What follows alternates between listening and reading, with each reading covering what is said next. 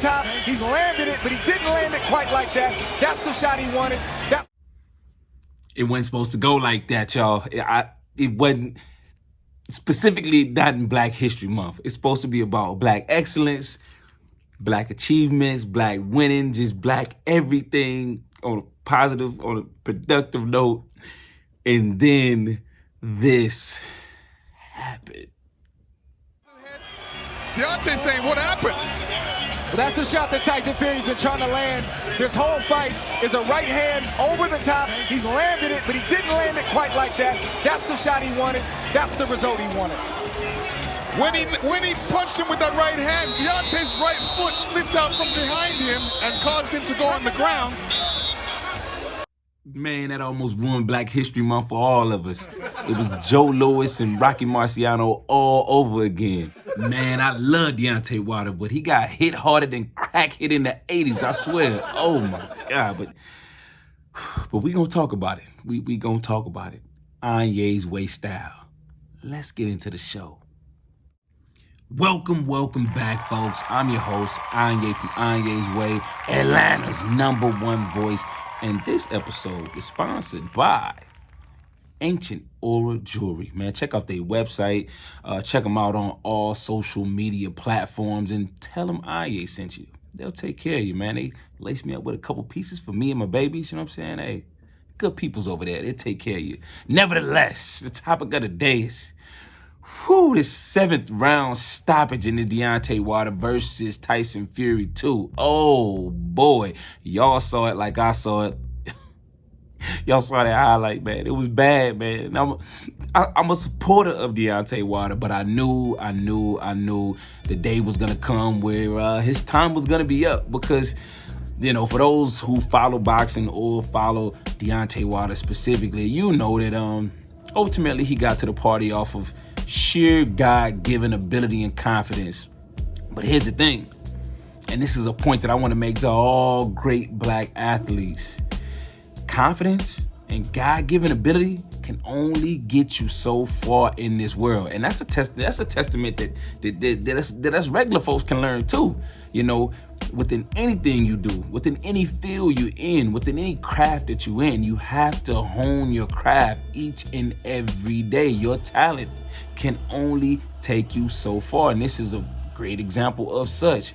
Sometimes when I think back at some of the greatest, and we'll stick with sports since that's what we're dealing with.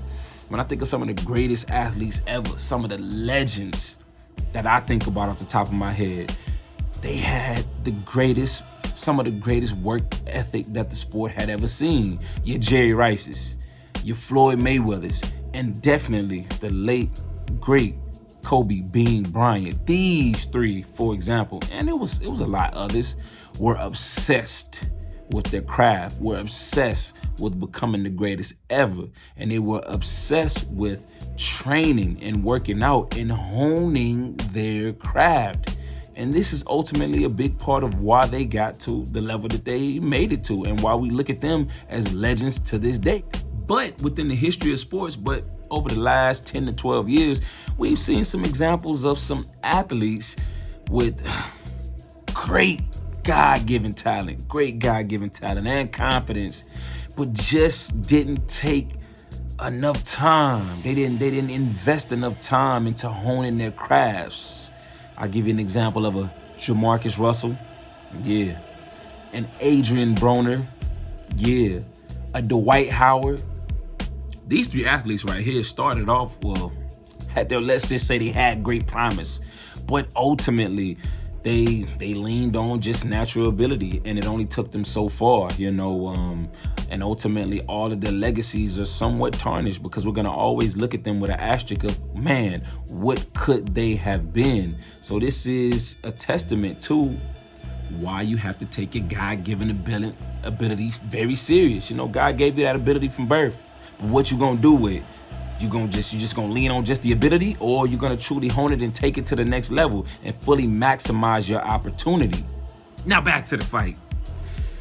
Oh man, y'all, oh my goodness, that was a demolition job. I mean, Tyson Fury was in there looking like Thanos. He just took all of Wilder's power.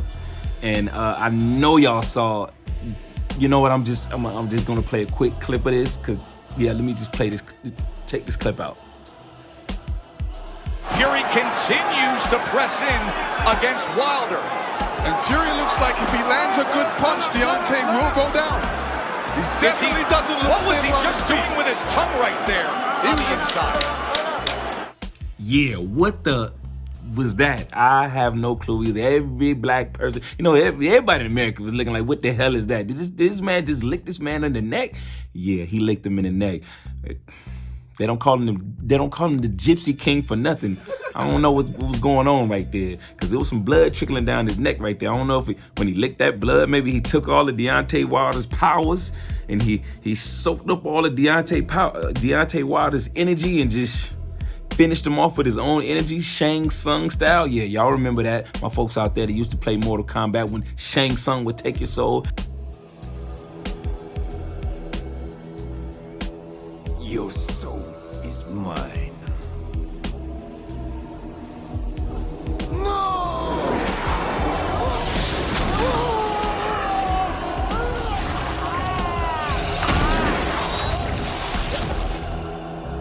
Fatality. That's what it looked like Tyson Fury did with Deontay Wilder in this fight. So as of today, now it's coming out that Deontay Wilder had issues with his legs. Y'all going for that? I don't know how true it is. I don't know if it's excuses. I kind of believe it. I do kind of believe it, but they're saying that the leg issues within the fight that affected his performance ultimately stemmed from the 40+ pound costume that he wore coming into the ring. And that was a dope costume. That was black excellence, all blacked up, looked like a king. You know what I'm saying? On some Grim Reaper king type. He had the Black History Month, you know, presentation. That was dope. But when you show all that black excellence, Deontay, you got to follow through. You got to follow through. That wasn't it right there. That wasn't it right there. For those of us who have watched Deontay for quite some time now, you know, going back to just winging it off of natural ability, specifically those who understand the sport of boxing always knew that, hey, it was gonna come a day where he was gonna meet his match, because you have to hone your craft. You got to go back to the fundamentals. You got to grab up those skills. You have to grab up the skills of the sweet science. Natural ability could only get you by so far, even in boxing. I'll take you back to the 90s. A fighter we all love. Yeah, I'll say his name, Mike Tyson, Iron Mike Tyson, who got by, just like Wilder, off of a lot of natural ability. Granted, Tyson had much more skill than Wilder, but Tyson never developed into a polished boxer. Tyson was a brawler. Tyson was a fighter. You know, I like to say that he actually spoiled us all, because after Tyson, we wanted to see a Tyson-type fight. Somebody get brutalized, somebody get knocked out. And then when Floyd Mayweather, when his era came along, and it took things back to the fundamentals of boxing, most of your avid boxing fans felt that the sport had got very dull, very boring, because they wanted to see some blood, they wanted to see knockouts. But Floyd was just breaking it down to the sweet science of boxing. Hitting and moving, and not getting hit. But we wanted to see blood. And this is the feeling that Deontay Wilder brought back to us. But where he went wrong was continuously leaning off of just that. Another one of Deontay's main issues is he's still fighting under his original trainer, JD's. See, this is another thing within sports, specifically within boxing. A lot of boxers like to hold that loyalty. You know, they like to they have that nearness to their heart, to that first trainer that they ever had, that pulled them up out of the hood, that got them to the millions. So they feel like they always owe this person. But look, this is a business, and this is big business. And at some point in time, you have to understand that you're trying to move to the next level, and maybe this guy can't get you to the next level. Hey, you know, it was good while it lasted. You know, hey, you got me to the show, but I'm trying to elevate my game. Hey, maybe you can keep him around as the guy that just, I don't know, squeezes water on your neck or that rubs your neck or something like that, but you can't continue to be my main trainer in my camp.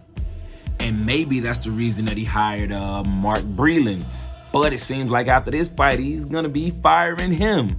So, I mean, I would truly suggest to Wilder that he hires a better team. Maybe you need to go get Floyd's father and his uncle. Maybe you need to go in and employ them. Maybe you need to get in the gym with Lennox Lewis so he can teach you how to fundamentally box like a big man should. Because now, hey, you're exposed. You're exposed. And one of the biggest parts of his game, which was fear, I don't think that exists amongst other boxers anymore, because now the blueprint has been laid on how to beat him. That was the same thing with Tyson. The biggest part of his game was that psychologically other fighters were so afraid of him before they got into that ring that they were already beat before they got into that ring. Once that fear is taken away, everybody's hunting for you. Back to the fight. The fight was ultimately stopped in the 7th round. Deontay Wilder's corner. Mark Breland threw in the towel, which Wilder said, you know, they shouldn't have thrown in the towel. They should have just let him go out like that, which I do agree. They should have thrown in the towel. Maybe they should have thrown it in even earlier, because as I said earlier, that was a massacre and it was getting kind of dangerous for him in there. And I just couldn't stand to watch that. I just couldn't stand to watch that anymore. It was, ooh. So now Wilder is saying that, you know, there's a clause within his contract that he can invoke a rematch, which I think definitely needs to happen, but it shouldn't happen right away. I like to see him have at least 2 more fights to start honing his skills and showing these new skills off in the ring, you know, and gaining his confidence back, you know. Then maybe by that 3rd fight, then we can have a Fury fight again, which is going to be tough because Fury has already stated that he's got 2 or 3 more fights in him and he's done with boxing altogether. I'm going to say this from my opinion. This loss right here, even though I love Wilder, you don't never want to see the brother lose, especially the guy you like Joshua too. Nevertheless, this loss is actually, as weird as it may sound for me, good for heavyweight boxing, because now there's no standout figure. This is what we've been wanting since the 90s, you know. It seems like since the 90s, and I'm not saying that the 90s was a great era of heavyweight boxing, because if you're a boxing fanatic like I am, you know, you got to point to the 60s as a one of, if not the greatest heavyweight era ever. But at least now we got some names in the heavyweight division. We have some personalities that we can latch on to. Those belts are moving around. There's not just that one standout guy, like for instance in the Klitschko era. But now we have 3 to 4 to 5 guys that look to say, you know what, we don't know for sure who is the best. So let them line it up. Let's get some great fights out of it, and let's get back into boxing. As for Deontay Wilder, within these 2 fights I think that he needs to take before he gets back to Fury, going to snatch up Dylan White, going to snatch up Ruiz. And I'm not saying that those are going to be pushover fights for him. He's going to have to hone his craft. Dylan White is not a pushover. Ruiz is dangerous. You know, so, and this is why it's going to be so important to find a training team that's going to teach him how to fight like a big man, and to learn to keep guys at bay to the outside, learn how to use that reach. So this is one of those outcomes that either makes or breaks a boxer's career. It's all about Wilder's rebound. A loss like this is definitely going to humble him somewhat. I'm not saying that he's an arrogant guy at all. He's a confident guy, as he should be confident. But this is going to humble him. This is going to make him sit back and really figure some things out if he truly wants to be great. So, you know, we're going to have to sit back and see. We're going to have to sit back and just stay tuned to it all to see how Wilder bounces back from it. But I want y'all to hit me in the comment boxes and let me know, can Deontay, can he bounce back from this? Is it over for him? Has he completely been exposed? You know, was he just a one-trick pony and now it's all over? Talk to me in those comment boxes. It's your boy ANYAE from ANYAE's Way, Atlanta's #1 voice. And hit up my guys over there at Ancient Aura Jewelry, man. They got some good stuff for you. Tell them ANYAE from ANYAE's Way sent you, man. Let's love, let's laugh, let's get rich, let's get righteous, y'all. And let's not get embarrassed like Deontay Wilder did. Even though that's our brother, I love him. I'm not clowning him, I love him. I'm not bashing him. We all go through it. But holla at me. Peace, y'all.